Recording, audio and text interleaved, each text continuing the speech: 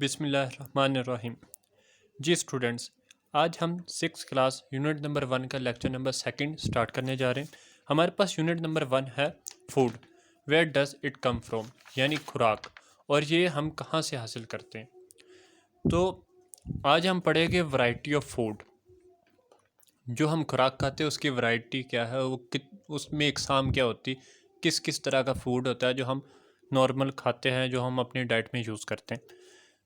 सबसे पहले बात करें कि इंडिविजुअल की, अगर एक इंसान है, एक फ़र्द है, तो वो दिन में नॉर्मली 3 से 4 वक्त खाना खाता है, और उस मील को, उस खाने को हम फिर नाम देते हैं ब्रेकफास्ट। अगर वो सुबह का खाना हो तो ब्रेकफास्ट होता है, दोपहर का हो तो लंच होता है, और शाम का हो तो उसे हम डिनर का नाम देते हैं। फिर मील के अंदर हमारे पास डिफरेंट तरह की वैरायटी आ जाती है। जिस तरह बाज़ औक़ात कुछ खुराक होती है वो लिक्विड होती है, कुछ जो खुराक होती है वो सॉलिड होती है, सूप होते हैं, जूसेस होते हैं, ये सब हमारी डाइट में आती है। फिर उसकी स्टेट्स होती है, स्टेट्स में यही है, कोई लिक्विड हो सकता है, कोई सॉलिड हो सकता है। और अब बात करते हैं इंग्रेडिएंट्स की। जो हम डाइट खा रहे होते हैं, जो भी हम खाना खाते हैं, जो हम खुराक लेते हैं, वो डिफरेंट इंग्रेडिएंट्स से मिलकर बनती है। जिन चीज़ों से मिलकर वो बनती है वो इंग्रेडिएंट्स होते हैं। इंग्रेडिएंट्स की बेस पे हम खुराक को डिवाइड कर सकते हैं। जिस तरह कुछ चीज़ें होती है, अगर हम उबले हुए चावलों की बात करें, बॉइल्ड राइस, तो उसके इंग्रेडिएंट्स हमारे पास 2 आते हैं। अगर हम फ्रूट चाट की बात करें, उसमें इंग्रेडिएंट्स ज़्यादा हो जाते हैं। तो इंग्रेडिएंट्स पे वेरी करते हैं, किसी डाइट में इंग्रेडिएंट्स कम होते हैं, किसी में ज़्यादा होते हैं। अगर हम सोर्सेज की बात करें, यानी हमारा जो फूड है हम कहाँ से हासिल कर रहे हैं, वो फूड पॉसिबल है हमें एनिमल से मिल रहा हो, ये भी पॉसिबल है वो फूड जो है हम प्लांट से ले रहे हैं। तो हमारे पास जो मेजर सोर्सेज आते हैं फूड के, वो या तो एनिमल्स है या प्लांट्स है। हमारी खुराक 2 ही मेजर सोर्सेज से आती है, एनिमल्स और प्लांट्स। अगर हम वेजिटेबल्स की बात करें, पल्सेस की बात करें, स्पाइसेस की बात करें, वो हमें प्लांट से मिलते हैं। लेकिन अगर हम मीट की बात करें, मिल्क की बात करें, योगर्ट वगैरह, तो उसका जो ओरिजिन है वो हमें कहाँ से मिल रहे हैं, एनिमल से। सबसे पहले हम पढ़ेंगे प्लांट्स।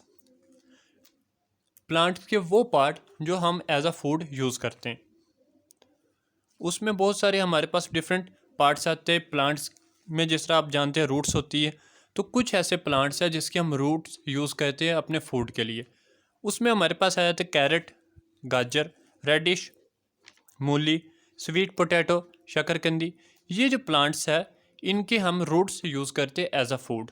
अगर हम स्टेम की बात करें, तो स्टेम में हमारे पास आ जाते हैं पोटैटो, सिलरी, एस्पेरेगस। ये जो प्लांट्स होते हैं इसकी हम स्टेम यूज़ कर रहे होते हैं एज अ फूड। हर प्लांट के डिफरेंट बॉडी पार्ट्स होते हैं जिन्हें हम एज अ फूड यूज़ करते हैं।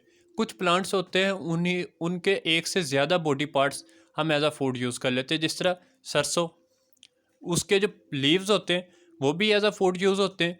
और अगर उसके फ्लावर की बात करें, या उसके जो है दूसरे ऑर्गन्स, जिस तरह उसके सीड वगैरह, वो भी एज अ फूड यूज़ हो जाते हैं। नेक्स्ट हम आते हैं लीव्स पे। कुछ प्लांट्स ऐसे होते हैं जिनके leaves as a food use हो रहे होते हैं। उसमें हमारे पास आ जाते हैं कैबेज, स्पिनच, स्प्रिंग ओनियन। अगर हम फ्लावर्स की बात करें तो कॉलीफ्लावर, फूल गोभी, क्लोव, ब्रोकली। ब्रोकली एक गोभी की तरह का एक प्लांट होता है, ये भी फूड में यूज़ होता है।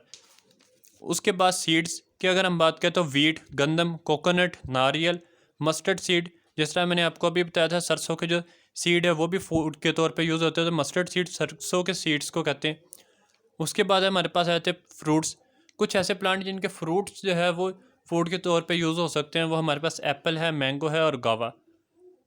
ये भी हमारे पास फूड के तौर पे यूज़ होते हैं। तो आज हमने पढ़ा है डिफरेंट प्लांट्स और उनके फिर डिफरेंट बॉडी पार्ट्स जो हम एज अ फूड यूज़ करते हैं।